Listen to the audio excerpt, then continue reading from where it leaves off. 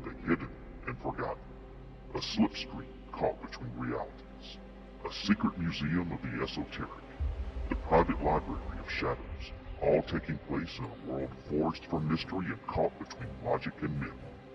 You are entering Para-Reality. Hello and welcome to the mysterious world of Para-Reality, a world that can only be found on the frequency between our reality and the reality that lies beyond it, just out of reach. A reality where everything unknown is a mystery. I'm Sandman and I'm your host. Good evening, everyone, and thanks for joining me in the secret bunker for another episode of Para-Reality. I've got a great show in store for you tonight. I'm bringing you the second installment in my summer series on triangles of death. In the first episode, we took a look at the Devil's Triangle off the coast of Japan, also known as the Dragon's Triangle. It's seen many disappearances of aircraft and boating vessels and UFO sightings over the centuries, just like its cousin, the Bermuda Triangle, off the U.S. Florida coast. In this episode, we're going to be looking into the Bridgewater Triangle, a 200 square mile area just south of Boston, Massachusetts. Like the Bermuda and Devil's Triangles, this area is the home of many mysterious disappearances, unusual happenings, and sightings of ghosts and UFOs over the decades. However, unlike the Bermuda and Devil's Triangles, this particular triangle of death is landlocked, although it does contain a swamp. Is the presence of water a key element in these triangles of death? That's a great question, and I don't know the answer to it. All I can say is maybe. Another difference between the Bridgewater and the Bermuda and Devil's Triangles would be the presence of cryptids.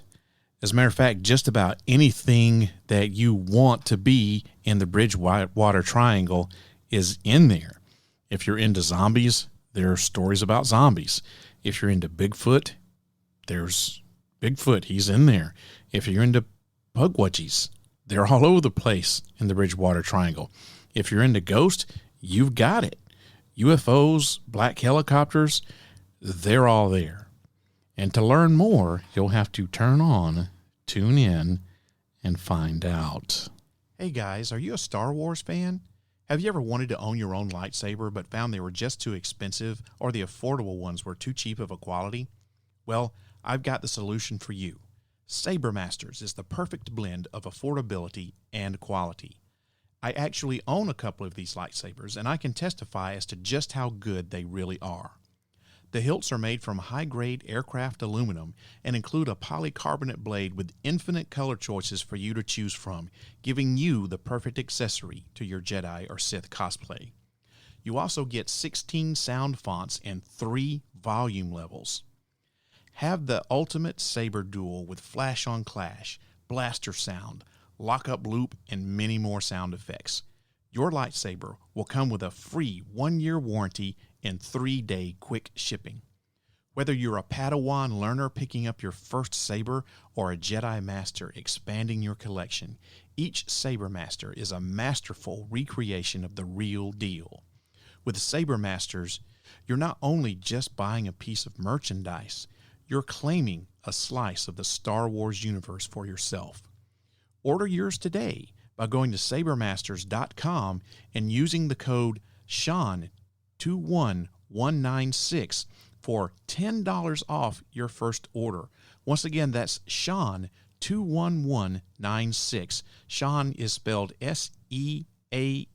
That's S-E-A-N 21196 for $10 off of your first order.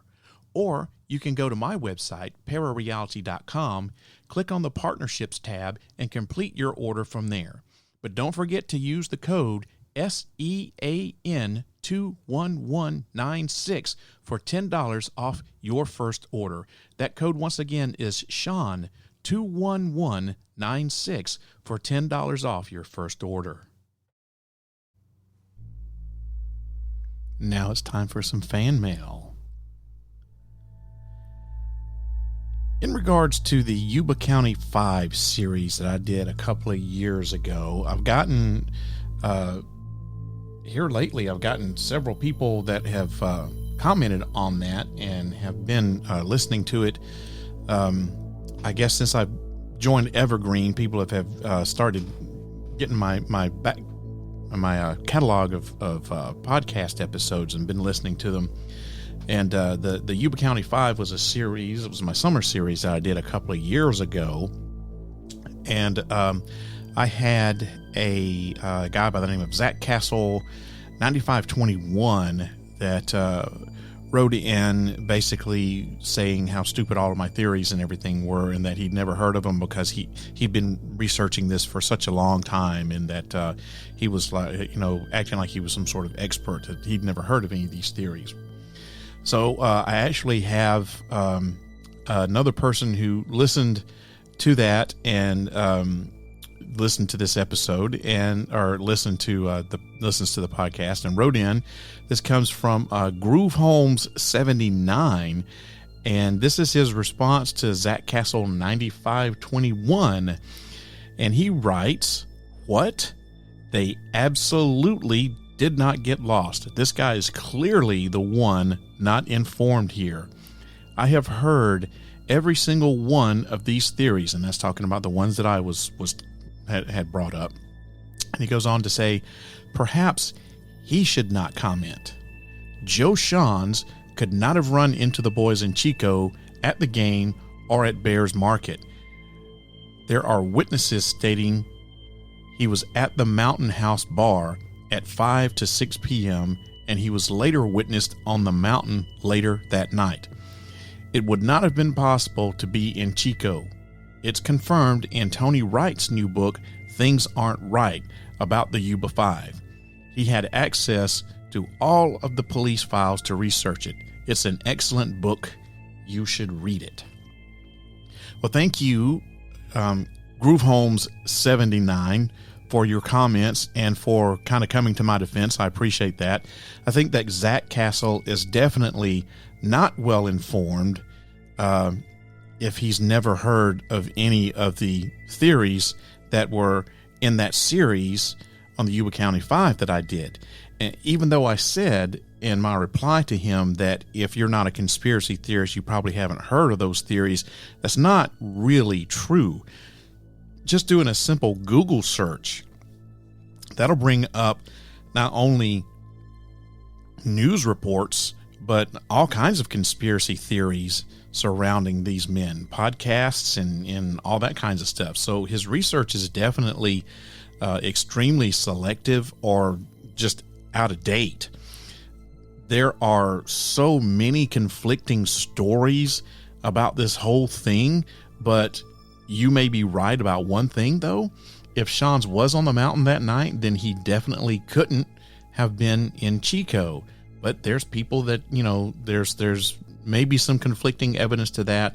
But I haven't read that book, Things Aren't Right. I haven't read about it. I know there's been some, the Yuba County 5 were featured in a Netflix documentary series. I think it was just like one episode was devoted to them. I haven't seen that yet. So once again, these were things that were not out at the time that I did my Yuba County 5 series, which was a couple of years ago. So, if there's new evidence, then that's great. And, if it conflicts or disproves some of the stuff that I brought up, then that's great too. I'm always willing to admit that my theories aren't right or whatever. So, maybe this is something I'll take a look at in the future and do another series on. I don't know, but thank you once again to Groove Holmes 79 for your comments and for kind of coming to my defense. I really appreciate that.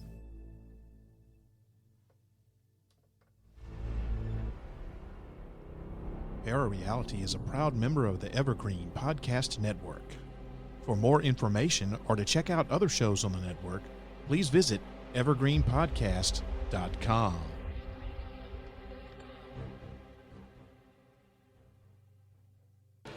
Broadcast from a secret bunker somewhere outside of Nashville, Tennessee. This is the award-winning podcast, Parareality. Although not an official vile vortex, the inland Bridgewater Triangle is likely one of the world's most concentrated areas of diverse paranormal reports. Located just 30 miles out, that's south of Boston, this 200-mile square area has the Massachusetts towns of Abington, Freetown, and Rehoboth at its angles. The town of Bridgewater is located nearly dead center with the triangle, and the area also encompasses 6 other Massachusetts towns: Raynham, Taunton, Brockton, Mansfield, Norton, and Easton. The ghost stories, personal accounts, and folklore that make up the legend of the Bridgewater Triangle are too vast to ever fit in like one just single podcast episode, unless you make it some sort of epic marathon type long episode. Though it's got a lot of devoted investigators of the triangle that's tried to do so. There's been authors that's tried to put everything that goes on into it in one book, and there's just so much that it just doesn't seem like that's really possible to really delve deep into the Bridgewater Triangle. So what happens is all of these stories encompass what can only be described as a smorgasbord of the paranormal, cryptozoological, and just plain weird. In fact, one of the most baffling parts of the Bridgewater Triangle legend has to be the range of strange sightings said to be a part of this enigmatic, approximately 200 square mile area of the Bay State. Now, even though there's so much stuff to try to pack it in, there's no way that I can really do it in just this one single episode. So I'm going to touch like the tip of the iceberg on a lot of different things going on here. And, I think the Bridgewater Triangle is probably one of those things that I could go back and do a summer series just on the Bridgewater Triangle, because there's so much associated with it. And, maybe one day I will, maybe next year, who knows? And like I said in the opening of the episode here, anything you want to be in the triangle is in the triangle. It's a Pandora's box. If you're into zombies, there's stories about zombies. If you're into Bigfoot, he's around in the Bridgewater Triangle. There's stories about him. If you're into pukwudgies, that's the Bridgewater Triangle is kind of pukwudgies central. If you're into ghosts, you've got it there. UFOs, black helicopters, they're all in there. The modern cultural origin of the Bridgewater Triangle legend is widely thought to lie within cryptozoologist Loren Coleman's 1983 book called Mysterious America. Now, in that book, he coined the term Bridgewater Triangle. Of course, it was inspired by the Bermuda Triangle. He also established its rough boundaries and identified some of the triangle's most notable places and legends, calling it a window area of unexplained occurrences. Coleman establishes Rehoboth in the southwest, Abington in the north, and Freetown in the southeast as the 3 points of the triangle, meaning hundreds of thousands of people in Taunton, Brockton, Raynham, Berkeley, Dington, Easton, Norton, Mansfield, and the Bridgewaters live inside it. But modern investigators of the triangle insist that there is by no means a distinct, clear boundary for the haunted and strange area, often pointing to Fall River, parts of Rhode Island, nearby towns, and even Cape Cod as being under the triangle's unique influence. So within the triangle, there are several mysterious landmarks. We're going to talk about 3 or 4 of them here. First of all, let's talk about the Hockomock Swamp.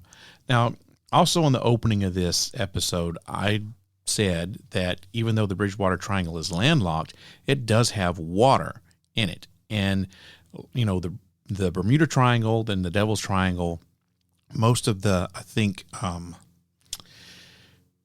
popular triangles, most well-known triangles, or areas like this have water associated with them, or they are over a body of water. Now, I don't know if that is anything significant to the mysterious happenings in these areas, but I think that I could be onto something there. I'm going to have to do a little bit more research on that. So the Hockomock Swamp, it's a 5,000 plus acre area that lies within the western section of the Bridgewater Triangle, and it's the hub of many paranormal reports. It's also the site of an 8,000-year-old Native American burial ground. When archaeologists opened the graves of Grassy Island, the red ochre within the tombs bubbled up and then mysteriously disappeared, and photographs taken of the excavation wouldn't develop.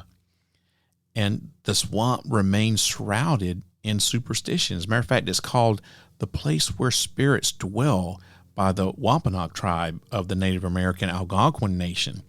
Now, the Wampanoags avoided the Hockomock Swamp, and the area remains filled with all kinds of foreboding. Now, if I'm mispronouncing the Wampanoag, I apologize. I have tried to perfect my pronunciation of that, so I do not mean to offend anyone from the Wampanoag tribe. We also have within the Bridgewater Triangle a place called Dington Rock. So on the banks of the Taunton River, Dington Rock lies across from the Grassy Island burial grounds of the Hockomock Swamp that I just talked about. Numerous inscriptions of unknown origins are carved into the face of that rock. And although various speculations attribute those to the Native Americans, Vikings, and the Phoenicians, their identity has never been specifically determined. Now, why am I mentioning this? Because nothing really significant that I found happens at this rock. But we have these writings whose identity's never been specifically determined. So what are these writings? Who wrote them and why are they there? Is it some sort of spell casting? Is it a warning? What is it? I don't know. So I think it's significant to the story of the Bridgewater Triangle, specifically the Hockomock Swamp area. We also have another rock. Actually, everything else that we're going to talk about is a rock. The next rock is called Profile Rock. Now, it's another Bridgewater Triangle landmark that's gained a big-time paranormal reputation. It's located in Freetown from a nearby hill, and the rock shows a clear portrait of a Native American face looking out from the stone. Now, long before Massachusetts colonists arrived, the Wampanoag people considered Profile Rock to be a sacred place.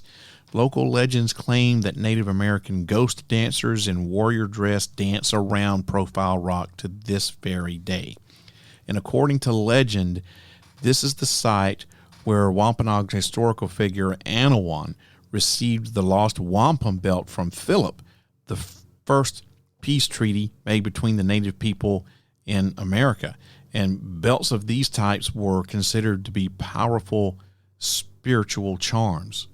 And on certain days, right before sunset, the ghost of a man can be seen with his legs crossed and outstretched arms as if he is blessing this area. Next, we have Anawan Rock. Now, that's located in Hockomock Swamp, right along Route 44 in Rehoboth. Anawan Rock is named for the aforementioned Chief Anawan and the site where he surrendered to the colonists, ending King Philip's War. Legend says that the angry spirits of Chief Anawan's warriors continue to haunt this area, starting spectral fires, not real fires, but spectral fires, and doing the ghost dancing. Now, for centuries, it's been reported that phantom fires can be seen burning in the woods with smoke rising above the trees. However, there's no actual fire burning, and it's believed these are just the ghostly remnants of the fires of Anawan's men. Shadow figures are also reported running through the woods around the rock and even spotted on top of it. Now, commonly, mysterious native drumming is reported to be heard, and there are even reports of phantom cries of. Now, I'm gonna try to pronounce this right too. Phantom cries of Luktash, which is said to be a Wampanoag word that translates roughly to stand and fight. According to some legends, the paranormal activity of the Bridgewater Triangle is a consequence of King Philip's War, and it will only stop if and when the wampum belt is returned to the Wampanoag people. And other people suggest that the war was just another symptom of the triangle itself. So I've mentioned this wampum belt. Okay, so what is a wampum belt? Well, a wampum belt is the most well-known type of decorative Native American belt in southern New England. Wampum refers to the white and purple beads made from the shell of a type of hard clam known as a quahog. And traditionally, belts of wampum beads served as a type of written language. They were also used in ceremonies. They were used as adornment and as a medium of trade. And wampum belts were often worn by tribal leaders and designed to illustrate tribal stories and considered symbols of wealth and status. And according to legend, Anawan had the Wampanoag wampum belt in his possession, which was beadwork that told the history of the tribe, and it was their most sacred possession. And upon his capture, Anawan surrendered the wampum belt, and no one really knows what actually became of it after then. It is still missing to this day. It's probably in the home of some millionaire or billionaire collector, and he might not even know the significance of it. Who knows? So this wampum belt is something that's very sacred, and if it is truly lost, or if it's been destroyed, or even if it's not lost, even if, like I said, some multi-millionaire has it in their private collection, now this could really explain a lot of the phenomena. That's not all of it, but a lot of the phenomena that's going on in the Bridgewater Triangle, especially in that area. The phantom fires, the ghost dancers, the tribes of Lutash, the Native American chants that are being heard, even the shadow figures that could possibly explain those too, because those could be Native American shadow figures. So if this belt could be returned to the Wampanoag people, then maybe, just maybe, all of this stuff would stop with regards to the Native American stuff. I'm not saying it would cease everything in the triangle, but it might go a long way towards solving this particular problem. So what kind of phenomena are we talking about here in the Bridgewater Triangle? Besides just these places of legend where this weird stuff happens, these landmarks, what other kind of phenomena do we have going on here? Well, remember I talked about Loren Coleman just a minute ago. So Loren Coleman, who named the Bridgewater Triangle in 1970 or so, he revived public attention to the many paranormal reports emanating from the area. And aside from the number and diversity of paranormal reports, what is phenomenal about the Bridgewater Triangle is that the first report of paranormal activity was made over 3 centuries ago, all the way back in 1760. So at 10 a.m. on the 10th of May, 1760, a, quote, sphere of fire was reported to hover over New England and emit a light that was so bright that it cast shadows in the morning sun. Now, reportedly, the light was seen from both Bridgewater and Roxbury, and since then the area spawned a diversity of reports that include paranormal events that range from ghost dancers, like I was just talking about, to UFOs, to cryptozoological creatures. And we also, like I said, we have these UFOs. The 1760 report is likely the first documented UFO report on the planet. However, it certainly wasn't the last UFO report to come out of the Bridgewater Triangle. Halloween 1908 marked another UFO sighting documented in local newspapers. In 1968, 5 people claimed that they saw a strange ball of light floating among the trees in a wooded part of Rehoboth. In the 1970s, UFO sightings were frequently reported to occur in different areas of the Bridgewater Triangle. In one 1976 report, 2 UFOs were seen landing along Route 44 near Taunton. In 1994, a Bridgewater law enforcement officer reported seeing a triangular-shaped craft with red and white lights. The town of Raynham frequently receives reports of glowing balls of light floating over the ground at the local dog track.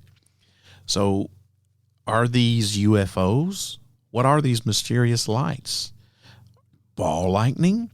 Is it akin to the mysterious Marfa lights? I mean, there's accounts of strange lights that have unknown origin, unexplained in nature, all over the place, especially here in the United States and in mountainous regions as well, I might add.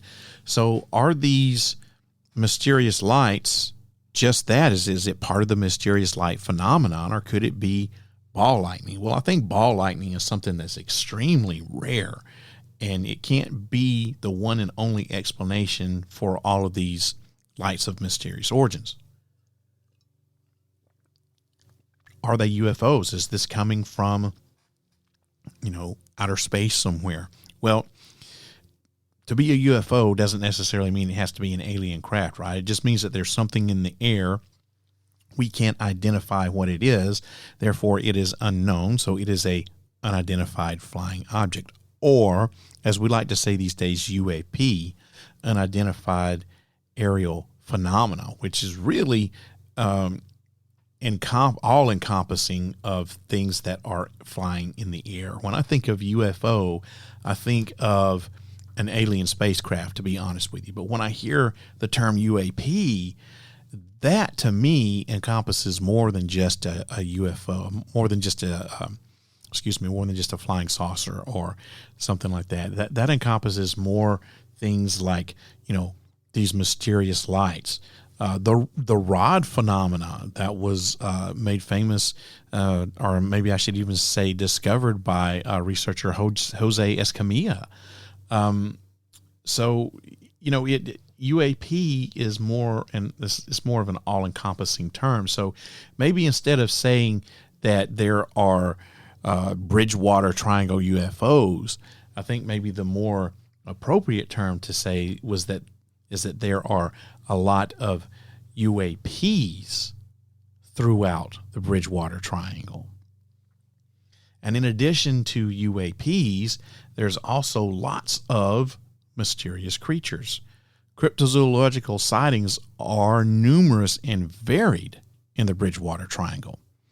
In 1970, reports of a Bigfoot-like 7-foot-tall hairy monster and its footprints instigated both the Bridgewater and Massachusetts State Police K-9 unit to conduct a search for a bear. However, neither man nor bear was ever found. In 1978, paranormal researcher Joseph M. DeAndrade claims to have observed another such creature as it slowly walked into the brush of the Hockomock Swamp, about 200 yards from where DeAndrade was located. And he chronicled this sighting in a 1997 book called Passing Strange, True Tales of New England Hauntings and Horrors. Now, not all of the creatures that allegedly inhabit the Bridgewater Triangle are landbound. Remember, there's a spot there Hockomock Swamp, and since 1971, several sightings of phenomenally large black birds with wingspans that stretch from 8 to 12 feet has been reported there, and also flying around the Hockomock Swamp area. And coincidentally, the first of these reports originated from Bird Hill in the Hockomock Swamp. So we have this, like I said, this water thing, this water element that's associated with this landlocked triangle of death. Does water have something that is essential for these triangles of death to be actually triangles of death? I don't know. I think I'm onto something here. In 1984, two of these birds, creatures, whatever you want to call them, were allegedly seen fighting with each other in midair. And I don't know if that was in the Hockomock Swamp area or not, but that is very interesting that you only see one large black or large winged creature, right? You don't know what it is. Usually only see one of them. You don't see, multiple of these things. And here we have an 84 sighting where you see one, but not one, but two, and then they're both fighting with each other. So that's interesting, I thought. But yeah, I think maybe we could be onto something here with this connection of water with these triangles of death. So I'm going to have to do some more research into this. But I think water may have something to do with it. And, water can be the source of, not the source, but it can be associated with a lot of paranormal and just really, really weird events. So, stay tuned. I'm going to have to do some research into this. So what other kind of strange phenomena do we have here in the Bridgewater Triangle? Well, besides the legends that tell of Native American ghost dancers, reports of several contemporary ghostly specters come out of the Bridgewater Triangle. One of the eeriest legends has to be the red-headed hitchhiker of Route 44. It's said that a man with a big red beard, a plaid flannel shirt, and jeans is often seen on the side of the road near the Rehoboth Seekonk town line. And he said to get into cars and then disappear. Sounds like something out of a movie. You ever see, what was it? I think it was the Twilight Zone movie where the guy picks up the hitchhiker and they're riding along. Anyway, it reminds me a lot of something out of a movie. And maybe that's where the movies get, this from, is from this legend. But it sounds kind of hokey, but it has been around a long time. So whether it's true or not, I don't know. There's also a ghostly phantom that appears in Hockomock Swamp. Once again, water. Here we go. There's a ghostly phantom that appears in Hockomock Swamp near Route 138.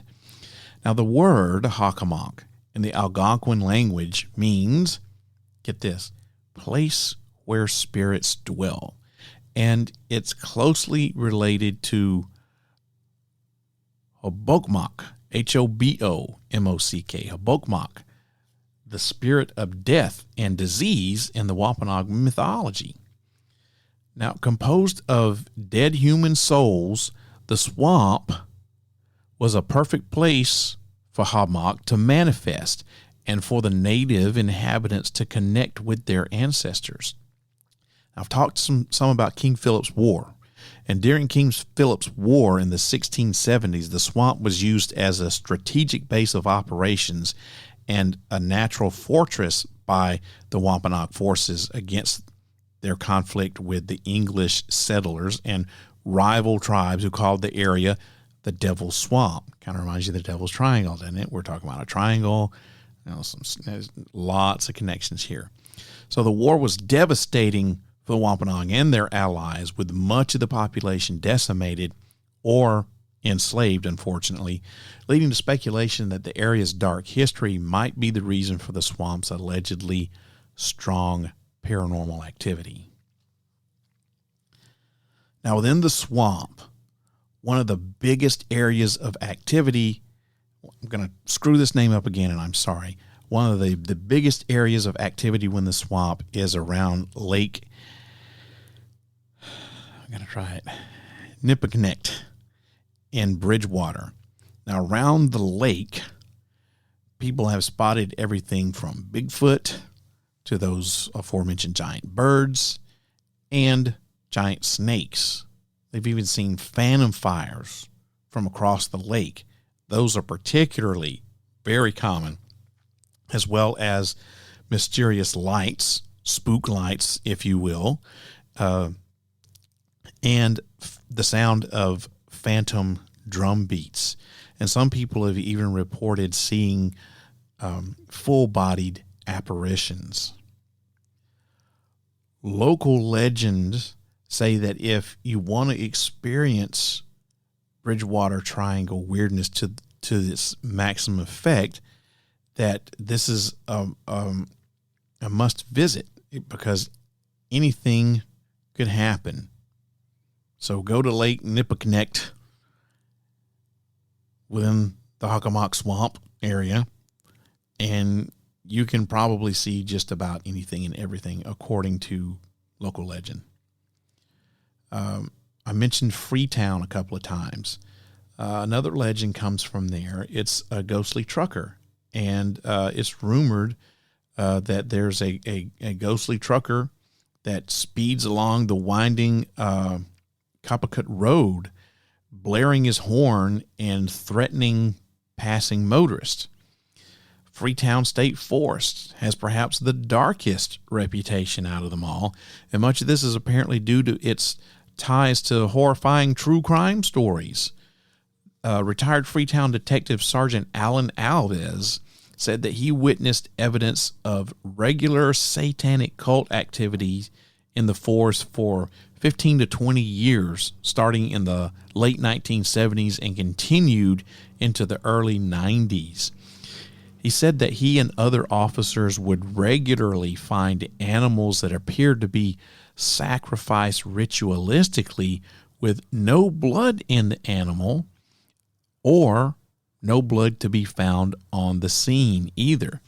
And he also said they'd often find satanic graffiti like upside down crosses and pentagrams in the area. Alves went on to say that police believed the infamous Fall River cult murderers, Carl Drew and Robin Murphy, conducted rituals in the forest, even having a hut somewhere in the middle down there. Alves also said police found an underground bunker with creepy dolls believed to belong to a satanic couple who were prosecuted for molesting the children that they had adopted. Alves was the first officer on scene at the discovery of 15-year-old Mary Lou Arruda of Raynham's, from the town of Raynham. He was the first on the scene to discover 15-year-old Mary Lou Arruda of Raynham, her body, after she was kidnapped in 1978 and found dead in the forest 2 months later, where she was tied to a tree. So he's seen a lot of stuff in his time there. None of it good, apparently.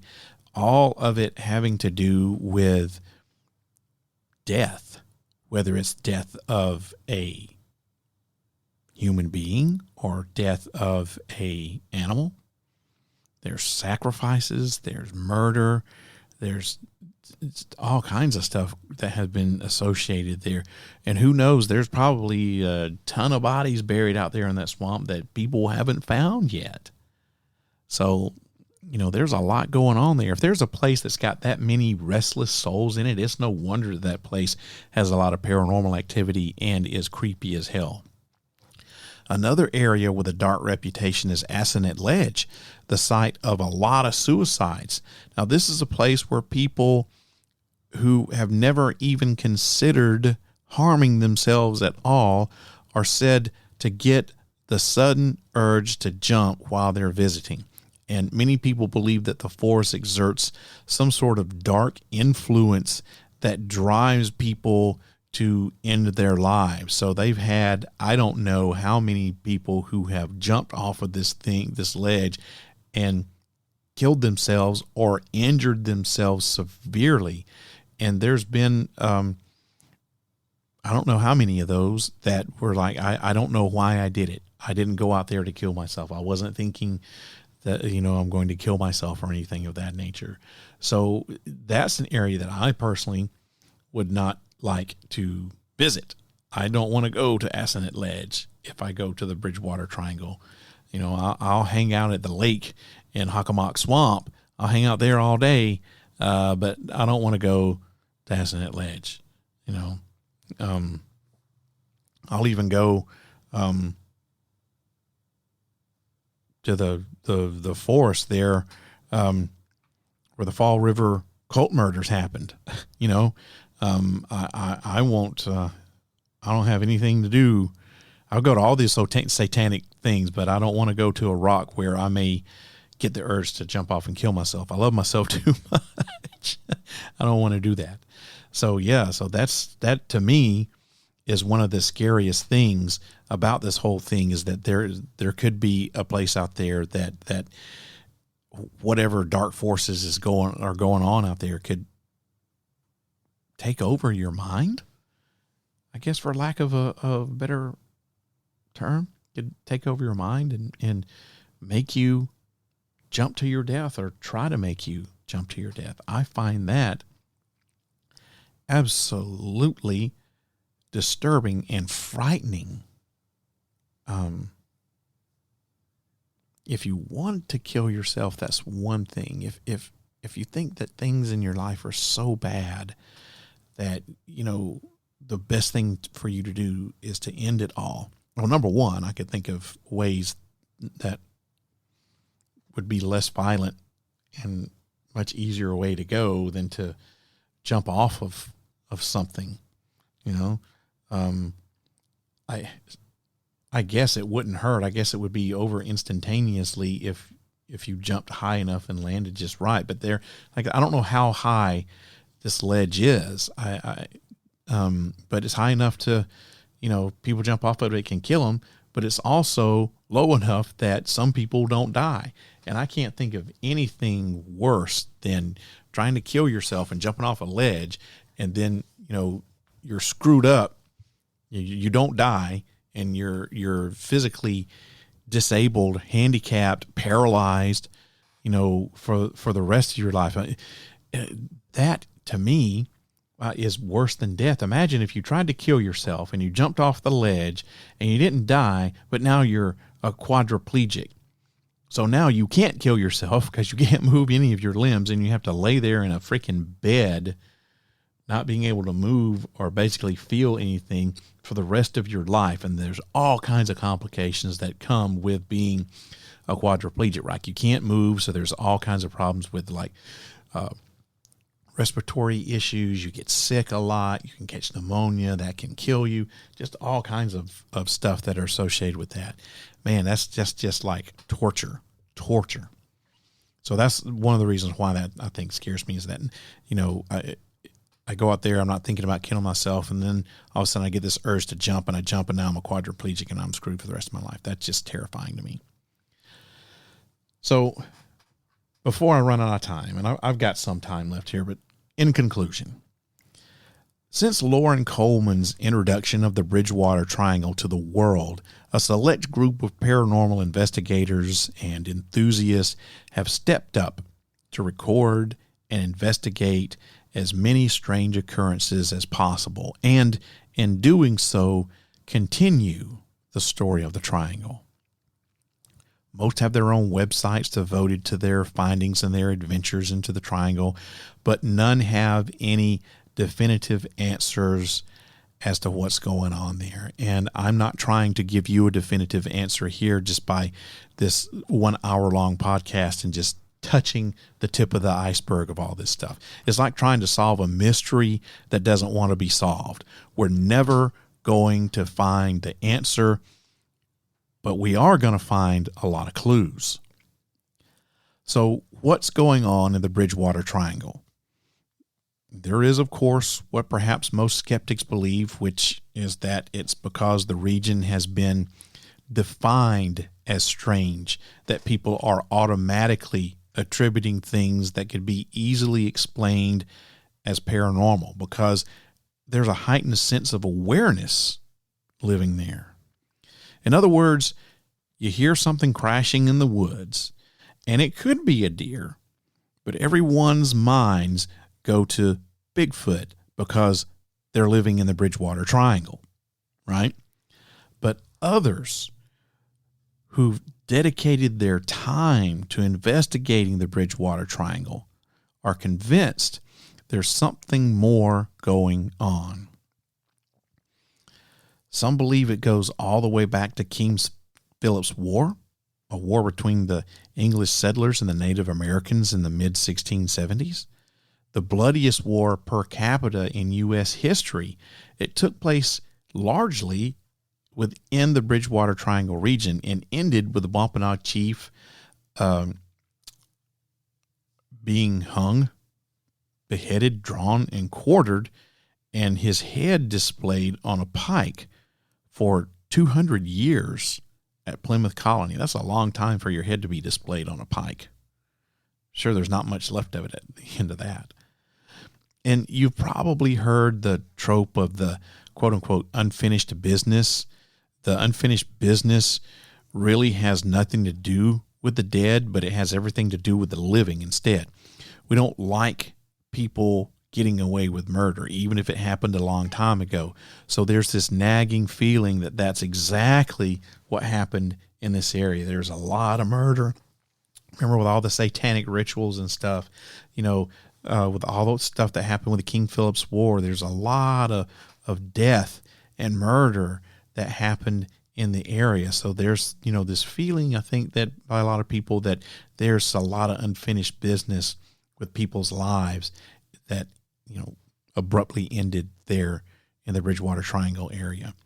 But many other triangle investigators believe King Philip War is just merely a symptom of this negative energy that exists within the triangle, and that its mysteriousness is a lot older, having something to do with the land and possibly even being some sort of conscious living type of being in itself.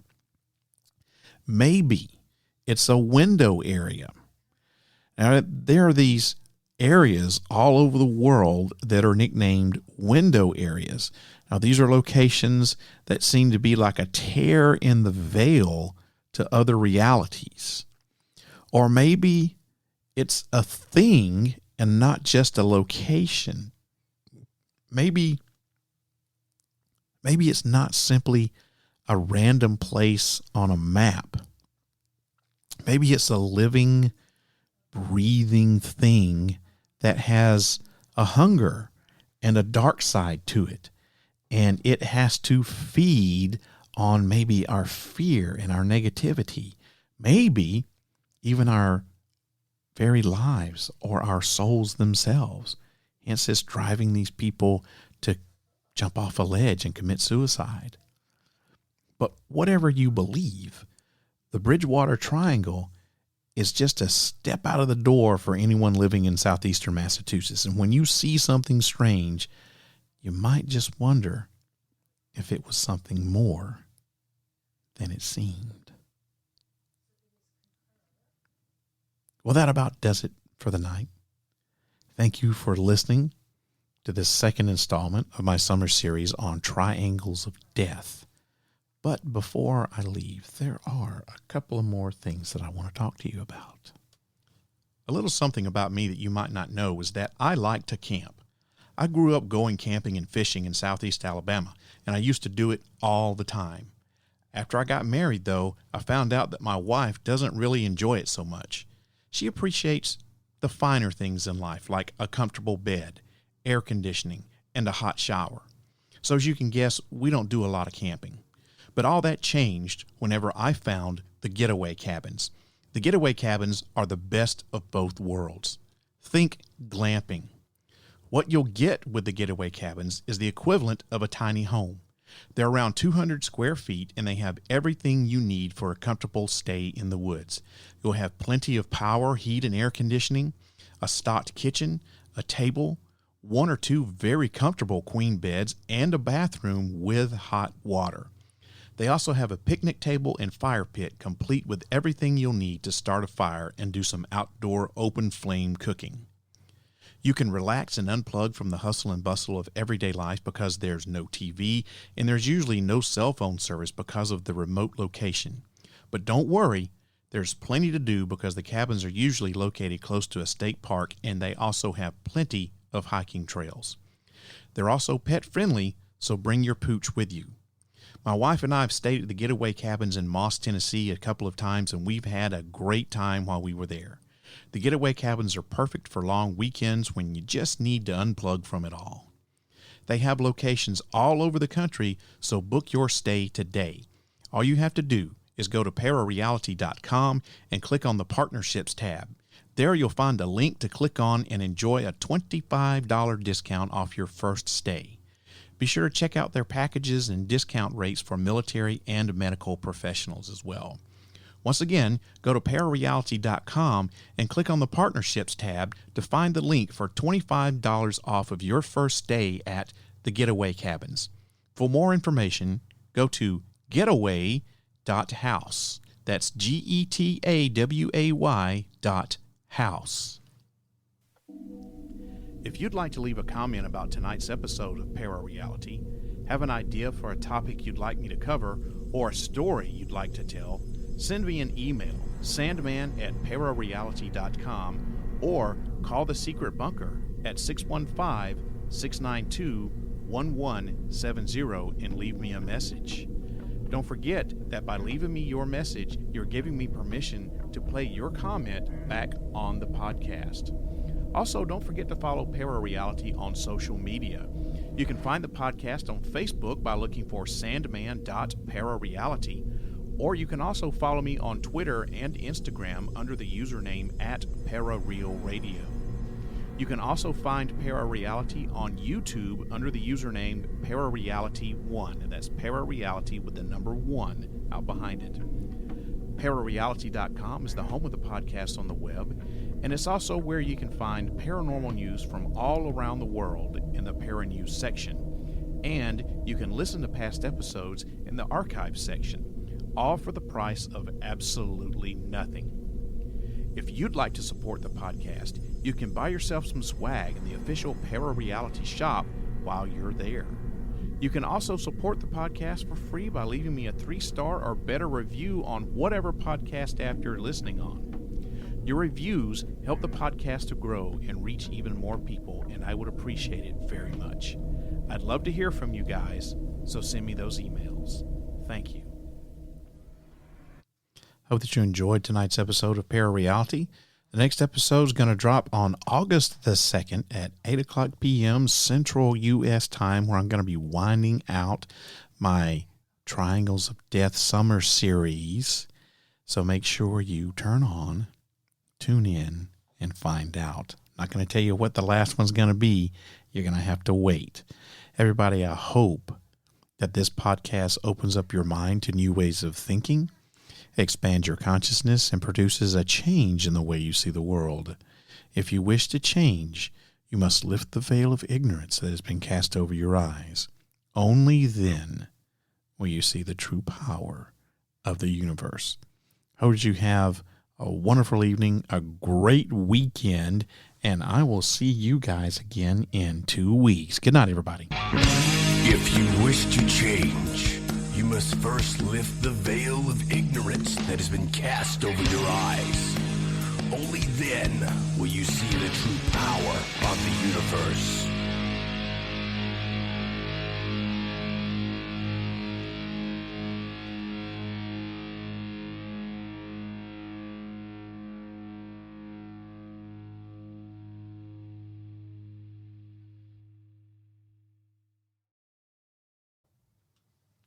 Hey, it's not over.